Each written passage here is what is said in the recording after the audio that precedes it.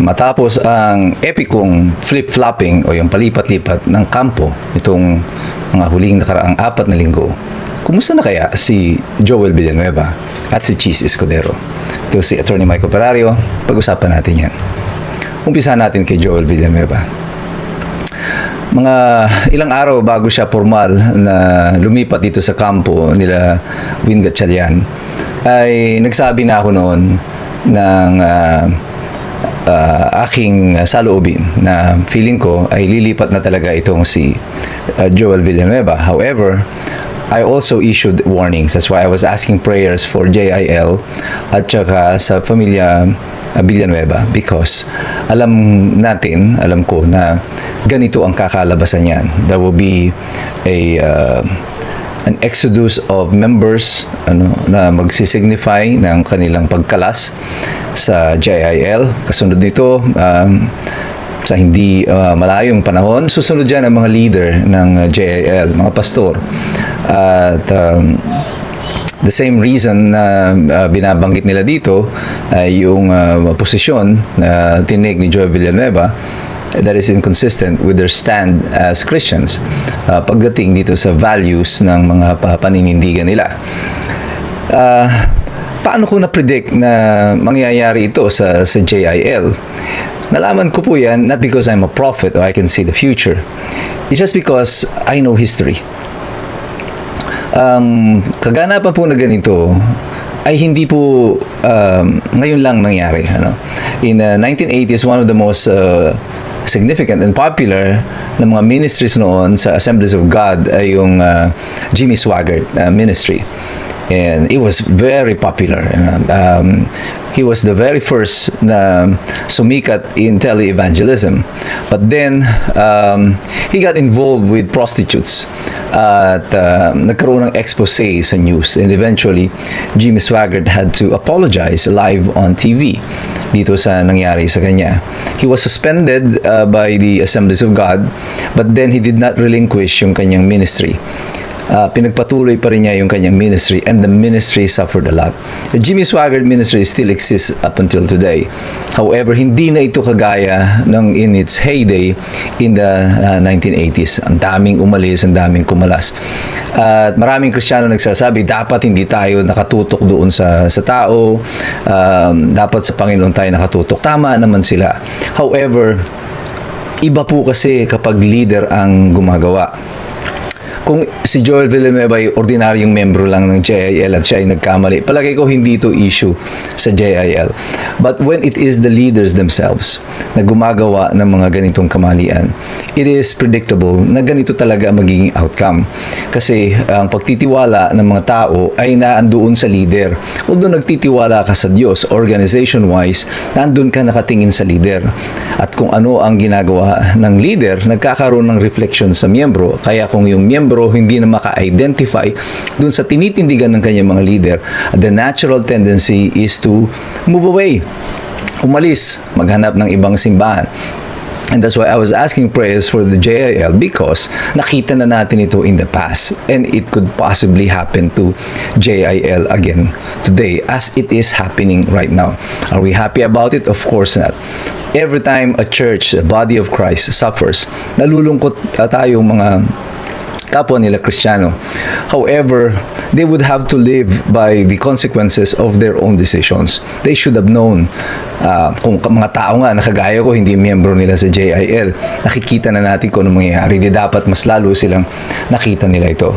But masaya kaya si Senator Joel? Well, definitely not. Kitang-kita mo sa kanyang body language, sa itsura niya, nung pinupuri siya ni Ping Lacson, sa kanyang paglipat, makita mo yung kanyang reaksyon, hindi niya maintindihan kung siya iiyak.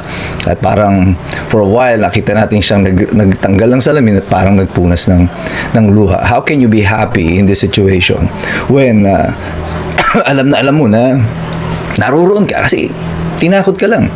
In the same situation with Cheese Escudero, kita naman doon sa body language nila, nang lumipat sila, si Cheese Escudero was the 12th member, pero he didn't look happy. Bukod doon sa kanyang itsura, nung pag-attend niya sa session, didn't even talk to anyone. Hanggang ngayon, hindi siya masyado nagpa-participate sa proceedings. But there is something I've noticed kay Chis Escudero na which may have missed yung inyong paningin. Ever since lumipat siya dito sa kampo nila Gatchalian, have you noticed? Palaging black ang suot niya. Dati yan panay puti or light beige ang kulay niya. Because payat kasi si Chis Escudero. And so, he usually likes lighter colors like me. Kasi yung itim nakakapayat lalo yan. Para sa akin, parang nakikita ko, is he putting on a silent protest? Is he crying out for help? Is he in trouble? He couldn't do anything. Kaya ngayon, he's sending out a signal na naka-block na lang siya as a form of protest. Could be. Who knows? But, napuna ko lang. And, another bad thing that is coming Chis Escudero's way ay itong bali-balita na baka siyang i-appoint or elect nila as presiding officer sa impeachment ni Sara Duterte. Because, not because he's a lawyer, kasi si Pangilinan lawyer din eh. Pero bakit siya ang parang pinipilit? I think, kung siya man ay iuupo dyan, it is not for purposes of efficiency, but for purposes just of being cruel. Malupit itong mga mag-a-appoint sa kanya. Because, kung matatandaan nyo, siya yung presiding officer that remanded the case back to the House of Representatives. And then eventually, it led to a Supreme Court case. Dahil nga dito, he was perceived now as a pro-Sara.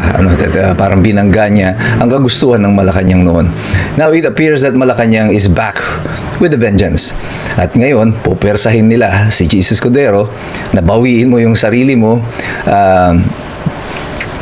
Kailangan ikaw mag-preside dito to make sure that, Sara Duterte will be impeached or at least parang papalabasin na magiging partial si Chis Escudero. It appears that the people behind nung paglipat ni Chis Escudero sa kampo ni Win Gatchalian are not just out for vengeance. They are out to humiliate si Chis Escudero. And this are the signs of being ruthless people. Hindi sapat sa kanila na kumampi sa kanila si Chis. Kailangan ipapahiya pa nila yung tao. Mr. Escudero, mag-isip-isip ka na dyan sa mga taong sinamahan mo. Kung ganyan din lang ang gagawin sa'yo, siguro, matuto ka ng manindigan. Matuto ka ng lumaban para sa iyong karapatan. Mas mainam na nga po yung mamatay ka daw na nakaluhod kaysa yung manatili kang nakatindig pero ikaw naman ay isang alipin. Well, we're still hoping that things will go better pagdating dito sa Senado. Pero I think all of this talk about the impeachment is just a smoke screen. Wala na po ito. Patay na itong impeachment. They will never be able to get to 16 votes. But I think itong impeachment na to ay ito ay pagliligaw lang sa atin. The ultimate objective here, na ginagamit pa sina Chis Escudero, sina Joel Villanueva. Ang objective nito is Constituent Assembly, the CONAS, upang palitan ng konstitusyon, upang manatili si BBM sa kapangyarihan. That is the ultimate objective.